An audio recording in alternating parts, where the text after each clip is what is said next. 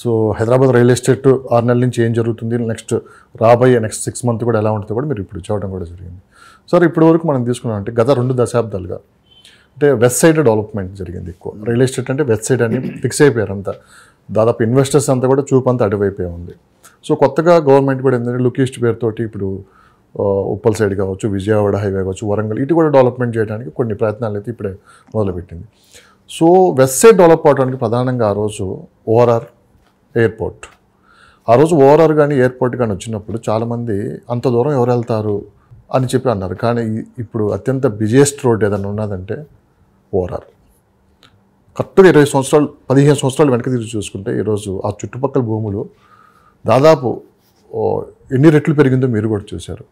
So ఇప్పుడు కొత్త concept triple R కూడా కంప్లీట్ అయిపోతే ఓఆర్ఆర్కి మించి డెవలప్మెంట్స్ ఆ చుట్టుపక్కల జరిగే అవకాశం ఉందా?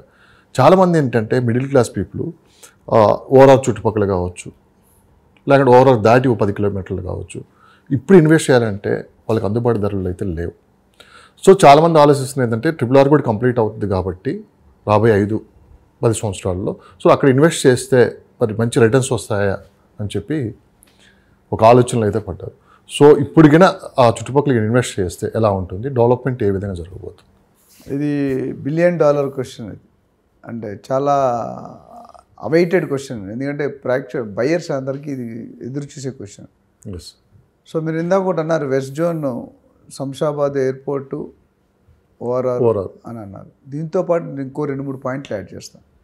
ఇన్ఫ్రాస్ట్రక్చర్ ఓఆర్ఆర్ కింద ఇన్ఫ్రాస్ట్రక్చర్, రోడ్స్ కానీ, ఫ్లైఓవర్స్ కానీ, డ్రైనేజెస్ కానీ, ఎలక్ట్రిసిటీ కానీ, ఇది ఒక పార్ట్. రెండోది ఐటీ కారిడార్, ఎంప్లాయ్మెంట్, ఉద్యోగం, ఇవి దోహదపడ్డాయి. దీనివల్ల ఇప్పుడు చాలామందికి చెప్పాను, ఎంటైర్ ఇండియాలో as of today or last year December 23 వరకు 50 లక్షల మంది ఐటీ ఎంప్లాయీస్ ఇండియాలో ఉన్నారు. ఈ 50 లక్షల్లో 10-11 లక్షలు హైదరాబాద్ నుండి ఉన్నారు, ఇంకో 10-11 లక్షలు బెంగళూరులో ఉన్నారు. అంటే 40% ఆఫ్ టోటల్ 50 లాక్స్లో 2 సిటీస్లో ఉన్నాయి. మిగతా 30 లక్షలు అనేది Delhi, Mumbai, Chennai, other areas. So మనకున్న పొటెన్షియల్ ఏంటో మీకు అర్థమైంది. ఇప్పుడు మనం ఆల్మోస్ట్ బెంగళూరుని ఓవర్ క్రాస్ చేస్తాం. సో 10 లక్షల ఎంప్లాయ్మెంట్ ఉన్నారంటే 50 లక్షల మంది ఫ్యామిలీ మెంబర్స్ ఉంటారు. 50 లక్షల మంది అంటే ఒకప్పుడు హైదరాబాద్ పాపులేషన్ కూడా అంత ఉండేది, 50 లక్షలు. కానీ ఇప్పుడు ఒక్క జోన్లోనే 50 లక్షల మంది అయిపోయారు. ఈచ్ ఫ్యామిలీకి 4-5 ఉంటారు, అమ్మ నాన్న, మనం మోడరేట్గా వేసాం. సో ఇంకొక సిటీ డెవలప్, సైబర్ టవర్స్ లేనప్పుడు చంద్రబాబు 1997 అనుకుంటా, ఎవరికి అసలు హైటెక్ సిటీ అంటే ఏముందండి అక్కడ? ఆ టవర్ కట్టినట్టు కూడా చుట్టుపక్కల ఏమి లేవు. ఈరోజు 2 లక్షలు 2.5 లక్షలు గజం అయిపోయింది అక్కడ. So IT corridor has played a major role. ఎందుకంటే భార్యకో 1 లక్ష, భర్తకో 1 లక్ష మినిమం. ఒక ఇంజనీరింగ్ డిగ్రీ చేసుకుని MBA చేసుకొస్తే అయిపోయింది. 2 లక్షల్లో ఒక 50,000, లేకపోతే మీ వైఫ్కి హస్బెండ్కి ఒక 50,000 చాలు. సరే ₹1,00,000 కట్టినా ₹1,00,000 సేవ్ చేసుకుంటారు, ₹1,00,000 EMI కట్టేస్తారు, ఇల్లు కొనేస్తారు. 10 సంవత్సరాలు 20 సంవత్సరాలు ఇల్లు ఫ్రీ. దానివల్ల ఏమైందంటే అందరూ ఒకటే జోన్లో ఫోకస్ చేశారు. వెస్ట్ జోన్, శంకర్పల్లి, మోకిల, గచ్చిబౌలి, తెల్లాపూర్, నియోపాలిస్, కోకాపేట్, ఇవి. కానీ కొత్త గవర్నమెంట్ వచ్చిన తర్వాత the focus has been shifted from one particular zone. ఆ జోన్ వదిలేదండి, జోన్ కూడా ఉంది, but more focus on the undeveloped areas. 360 degrees. ఇంకొకటి అన్నారు, ఓఆర్ఆర్ విస్తీర్ణం ఎంత తెలుసా మీకు? 165 కిలోమీటర్స్. RRR విస్తీర్ణం ఎంత ఉంది? 330 కిలోమీటర్లు. అంటే దీనికి డబుల్, 165 × 2. సో ఓఆర్ఆర్కి జరిగిన డెవలప్మెంట్కి 2 జరుగుతుంది, 4 జరుగుతుంది, ఫుల్ కంప్లీట్ సర్కిల్. కాబట్టి inner circle, municipality inner circle, తర్వాత ఓఆర్ఆర్ తర్వాత RRR తర్వాత Telangana border. So urban, suburban, rural. ఇప్పుడు డెవలప్మెంట్ జరిగేదంతా సబర్బన్ ఏరియాలో జరుగుతుంది. అంటే RRR కూడా క్లస్టర్స్గా డివైడ్ చేసి డెవలప్మెంట్. RRRకి 12 mega townships, mini township or mini cities. నిన్న కాక మనం అంతమంది వీడియోలో కూడా మాట్లాడాం. మినీ సిటీస్ 2 పైలట్ ప్రాజెక్ట్స్గా డెవలప్ చేయమన్నారు. ఒకటి ఇబ్రహీంపట్నం ఇటు సైడ్, రెండోది తురకపల్లి పైలట్ ప్రాజెక్ట్స్గా తీసుకోమన్నారు. అంటే ఒక 2 నమూనాలు శాంపిల్స్ డెవలప్ చేయమన్నారు. ఇది కనుక క్లిక్ అయితే నెక్స్ట్ 10 సిటీలు రౌండ్ ది స్టేట్ వచ్చేస్తుంది. ఎందుకు? బయట నుండి వచ్చే పాపులేషన్ ఆపడానికి ఇది ఒక హద్దు, ఇది ఒక గేట్. ఎందుకంటే మొత్తం అందరూ హైదరాబాద్ మీద పడకుండా ఈ తెలంగాణ బార్డర్ వరకు విస్తరించేయాలి. ఇప్పుడు ఏంచి RRR లోపు చేస్తాం, ORR తర్వాత ORR లోపు వరకు ఫుల్ అయిపోయింది ఆల్రెడీ కన్స్ట్రక్షన్. ORR నుండి RRR వరకు మధ్యలో ఫోకస్ చేస్తున్నారు. కొన్ని రోజులు అయిన తర్వాత ఇదే గవర్నమెంట్ నెక్స్ట్ టర్మ్ వస్తే మనకు తెలియదు, RRR దగ్గర నుండి తెలంగాణ బార్డర్ అంటే ఓవరాల్ స్టేట్లో ఎక్కడైనా మీరు ఉండొచ్చు. ఎక్కడైనా ఒకసారి పబ్లిక్ వచ్చేది ఇండస్ట్రీతో పాటు other amenities, other facilities, hospitals, schools, colleges, airports అన్నీ రావాలి. అంటే మీరు అనేది కంప్లీట్గా తెలంగాణ ఇండస్ట్రియల్ జోన్గా మారిపోతుందా?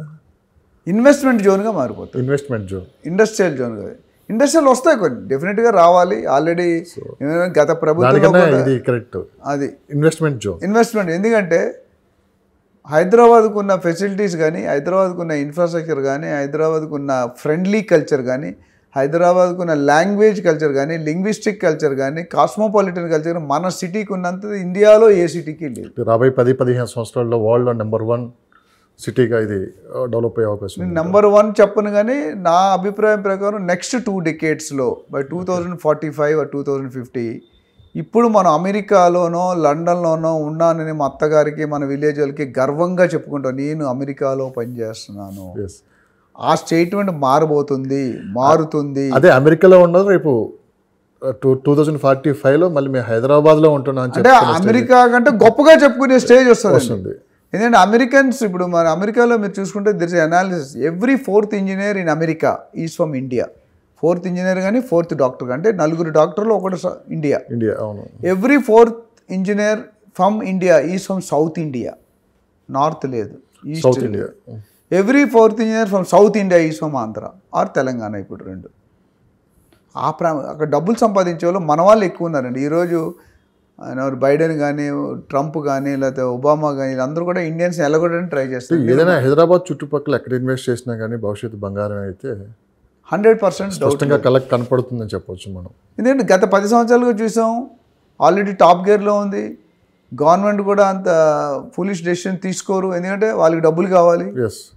ఇప్పుడు ఆ RRR ఆగదని నేను గట్టిగా చెప్తాను. ఎవరైతే మినిస్టర్ ఉన్నారో అండ్ కాంట్రాక్టర్స్, సో RRR క్లియర్గా రేవంత్ రెడ్డి గారు చెప్పారు, we will invite tenders from private people, not only the అంతకుముందు only government authorise, now they are going to private people. Private people అంటే అంచెలంచెల కష్టం చిన్న ముక్కలు ఇచ్చి ఈ ముక్క నువ్వు చేయి, ఈ ముక్క నువ్వు చేయి, అంటే ఎట్ ఏ టైం వర్క్ ఒక్కడికే ఇచ్చావు అనుకోండి, ఇట్ విల్ టేక్ 10-20 years. అదే ఒక్కొక్క ముక్క ఒక్కొక్కరికి ఇచ్చావు అనుకోండి, ప్యారలల్గా వర్క్ జరిగిపోతుంది. ఈ 330 kilometers కవర్ చేయడం అంత ఈజీ కాదండి.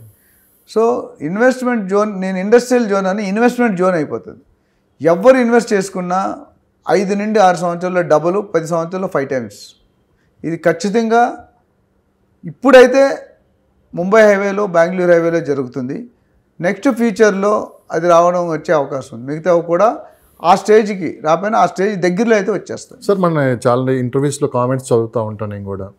చాలామంది విజయవాడ హైవే వైపు అడుగుతున్నారు, అసలు ఏంటి, ఎలా ఉంటుంది, లాస్ట్ 2 దశాబ్దాలుగా తీసుకుంటే విజయవాడ హైవే ఎలా ఉందో ఇప్పటికీ అలానే ఉంది, ఇప్పటికైనా విజయవాడ హైవే డెవలప్ అవుతుందా, ఇప్పుడు అక్కడ ఇన్వెస్ట్ చేయొచ్చా అని చాలామంది అడుగుతూ ఉన్నారు.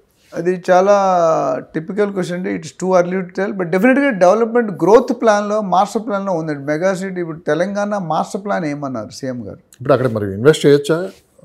As of now I will give a second priority, first priority ఇవ్వను. ఎందుకంటే ఇండస్ట్రీ గ్రోత్ లేదు అక్కడ. ఎప్పుడైనా డెవలప్మెంట్ కావాలంటే ఇన్ఫ్రాస్ట్రక్చర్, ఇప్పుడు మీరు వెస్ట్ జోన్ మీరే అన్నారు, ఎయిర్పోర్ట్ వచ్చింది, Kothur industrial area, Mekaguda industrial area, అట్లానే Balanagar industrial area, Chandanvelli SEZ, Polepally SEZ, ఇవన్నీ కూడా వచ్చినందువల్ల అక్కడ 1.5-2 lakhs ఎంప్లాయ్మెంట్ క్రియేట్ అవుతుంది. అంటే 10 లక్షల మంది అక్కడ ఉండబోతున్నారు. 10 లక్షల మంది ఉన్నారంటే ఒక సిటీ అయిపోయినట్టే. అదేవిధంగా మన లుక్ ఈస్ట్ అని ఫార్ములా పెట్టారు కాబట్టి ఆ లుక్ ఈస్ట్ అనేది ఎంతవరకు ఇప్పుడు ఒక ప్లాన్ ఐడియా వచ్చింది ఏంటంటే ఈస్ట్ కూడా డెవలప్ చేయాలి.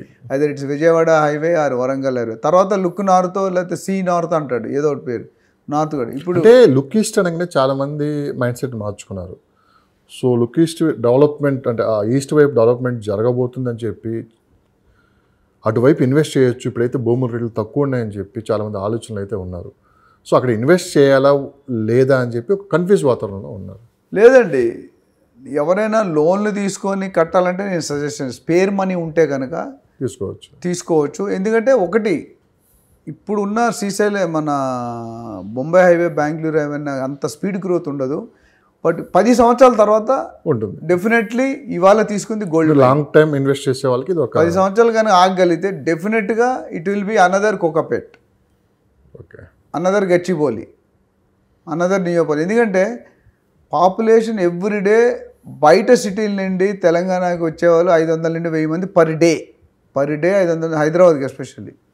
ఈ లెక్కన మీరు నెక్స్ట్ 10 years ఎంతమంది రోజుకి 1000 వేసుకున్న 30,000 మంది నెలకి, సంవత్సరానికి 3,60,000, 10 సంవత్సరాలకి 36 లక్షలు.